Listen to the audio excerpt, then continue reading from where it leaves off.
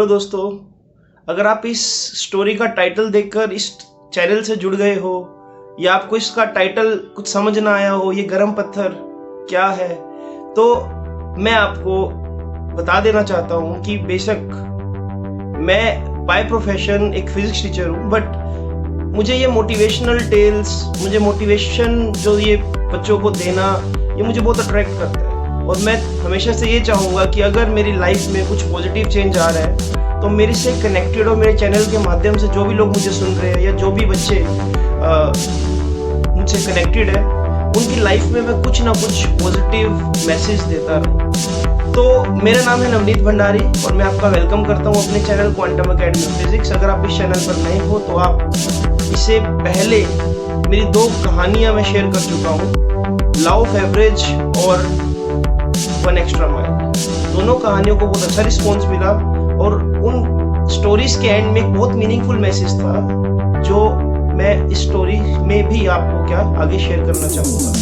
तो बच्चों और मेरे प्यारे दोस्तों, जो आज की कहानी है वो है गरम पत्थर। अब कहानी का टाइटल बहुत अजीब है, बट नेवर जज a book by its cover, so never जज this story by this it's name.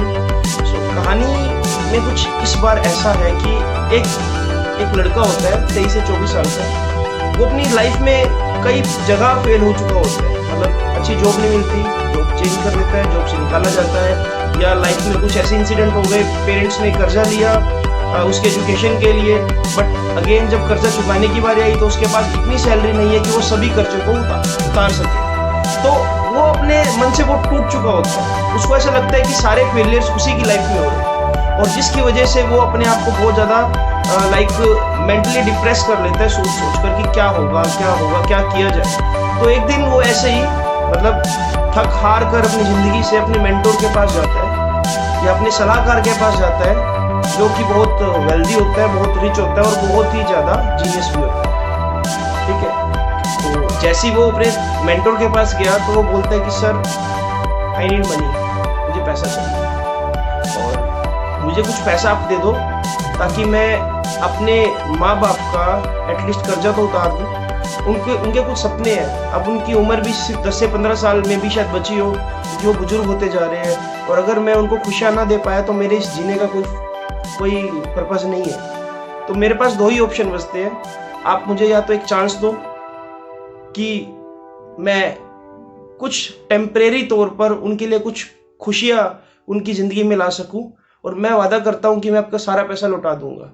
But अगर वो मेंटोर, इस कहानी को मैं यहाँ पर पोज कर रहा हूँ, अब 2 मिनट के लिए सोचिए, अगर आपका कोई दोस्त आपसे पैसे मांगने आए या आपसे वो ये बोले कि तू मेरा बहुत अच्छा दोस्त है कि और मुझे बहुत सारे पैसे की जरूरत है, मुझे लौटा दूंगा, आप कभी नोटिस करना कि जब भी ऐसा होगा वो एक कंफर्ट जोन में आपको ले जाएगा, और ये चीज़ एक बार नहीं होगी, चीज़ कई बार होगी। एक कहावत है, या तो आप भिखारी को कोई रोजगार दे दो ताकि वो भीख मांगना छोड़ दे, या उस भिखारी को हर वक्त आप भीख देते रहो और वो भिखारी की ज़िंदगी खराब कर दो।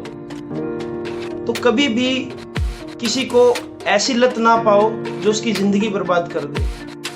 यही सोच जो मैं अभी आपको पिछले 15 सेकंड में मैंने बताई, यही सोच उसके जो मेंटोर था उसके माइंड में आई। उसने अपने जो उसका स्टूडेंट है, आप कह सकते हो, उसने उसको बोला कि चलो ठीक है, मैं आपको एक रास्ता बताता हूँ, मैं आपको एक ऐसी जगह लेकर जाता हूँ जिससे आप अपने सारे सपने पूरे कर सकते हो, अपने पेरेंट्स के और अपने भी।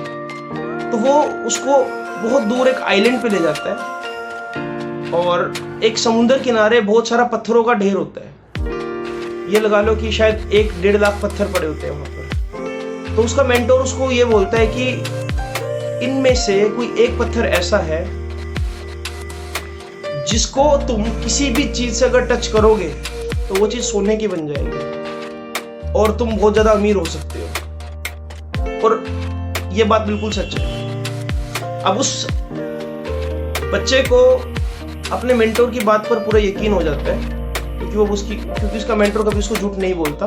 तो वो क्या करता है कि हर एक पत्थर को उठाकर देखने लगता है गौर से और अपने मेंटोर से पूछता है कि इनमें से वो कौन सा पत्थर होगा जिससे सभी चीजें सोने की बन सकती है। अब मेंटोर उसको बोलता है कि देखो वो पत्थर तो नहीं बताऊंगा, लेकिन एक हिंट दूंगा, इन सभी पत्थरों का जो टेम्परेचर है वो ठंडा है, लेकिन इसमें एक ऐसा पत्थर है जिसको तुम हाथ में उठाओगे वो गर्म होगा, और वही जो गर्म पत्थर है वो ऐसा पत्थर है जिसको जिस भी आप चीज से टच करोगे वो सोने की हो जाएगी। तो क्या होता है बच्चों, वो वहीं पर ही क्या अपना तंबू गाड़ लेता है, वहीं पर ही क्या सोच लेता है कि आज से चाहे उसको 5 महीने लग जाए लेकिन वो गर्म पत्थर ढूंढ कर रहेगा।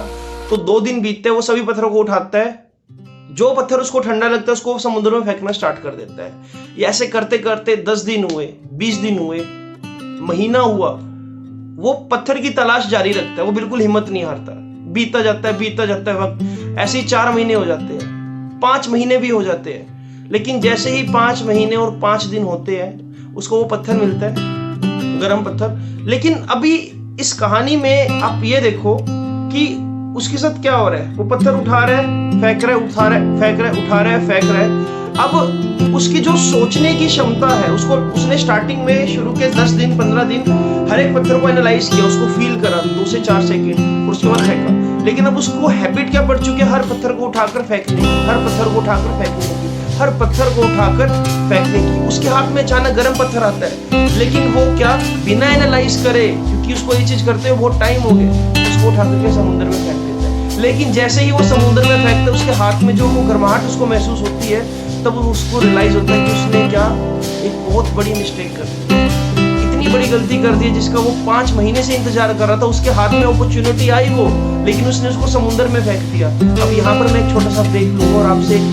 क्वेश्चन पूछना चाहूंगा कि क्या आप तो ऐसा नहीं कर रहे हो? क्या आपकी लाइफ में कोई अपॉर्चुनिटी वाला दिन तो नहीं आया जिस दिन आपने उस अपॉर्चुनिटी को पहचाना नहीं और उस दिन को ऐसे जाने दी? क्या आपको नहीं लगता कि आपकी लाइफ में हर डे आपको 24 घंटे मिलते हैं और कोई भी एक दिन ऐसा हो सकता है जो उस गर्म पत्थर की तरह हो, जो शायद आपकी जिंदगी बदल दे? आपके पास 365 पत्थर पूरे साल में आते हैं, उसमें से कितने पत्थर को आप एनालाइज करते हो? कितने पत्थर या कितने दिनों में आपको बात करूं, कितने दिन आप एक्चुअल में सोचते हो कि आपकी लाइफ का पर्पस क्या है और आपने कितना ज्यादा आगे जाना है? दोस्तों, हमारी जिंदगी में भी वो गर्म पत्थर कई बार आते हैं। उसके पास तो सिर्फ एक गर्म पत्थर था, लेकिन हमारे पास ऐसे गर्म पत्थर टाइम टू टाइम आते रहते हैं। लेकिन क्योंकि हम हैबिचुअल हो चुके हैं इस कंफर्ट जोन के, हम हैबिचुअल हो चुके हैं दिनों को ऐसे ही वेस्ट करने के, कि हम उन अपॉर्चुनिटीज वाले दिन को भी ऐसे ही जाने देते हैं। अभी लॉकडाउन में आप अपने दिल से क्वेश्चन करना कि आपके पास 30 से 40 दिन का जो टाइम गया कि आपने क्या सीखा जिंदगी में? क्या आपने कुछ एनालाइज किया?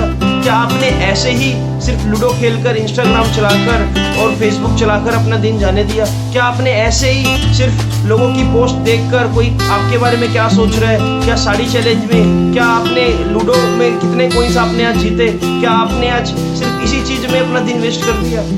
दोस्तों, ये गर्म पत्थर जो है ये हम सबकी लाइफ में आएगा और बार बार आएगा। आपको सिर्फ उस वक्त को पहचानना है और उस अपॉर्चुनिटी को जाने नहीं देना है। जैसे कि इस कहानी में इस आदमी ने मूर्खता की, हैबिचुअल हो गया। हैबिचुअल किस चीज का हो गया कि चलो जो चीज आई उसको फेंक दिया, जो चीज आई उसको फेंक दिया। आप इस चीज के हैबिचुअल मत होना। कोई एक दिन आपकी जिंदगी बदल सकता है, कोई एक आइडिया आपकी जिंदगी बदल सकता है, लेकिन वो आइडिया सोचने के लिए आपको सेल्फ एनालिसिस करना होगा, सोचना पड़ेगा ठहर कर, क्योंकि हमारी जिंदगी इतनी बिजी हो चुकी है, हमारे पास कुछ भी सोचने का टाइम नहीं है, कुछ भी।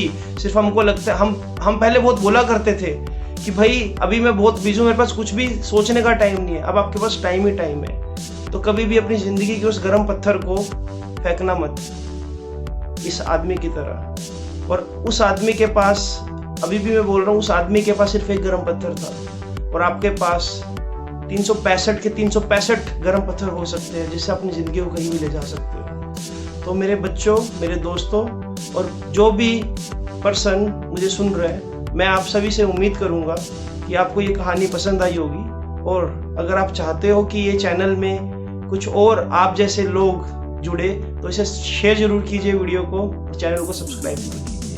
धन्यवाद। मैं इसी तरह की स्टोरीज आपके साथ शेयर करता रहूँगा। नवनीत भंडारी आपका तहे दिल से थैंक्स करता है सुनने के लिए।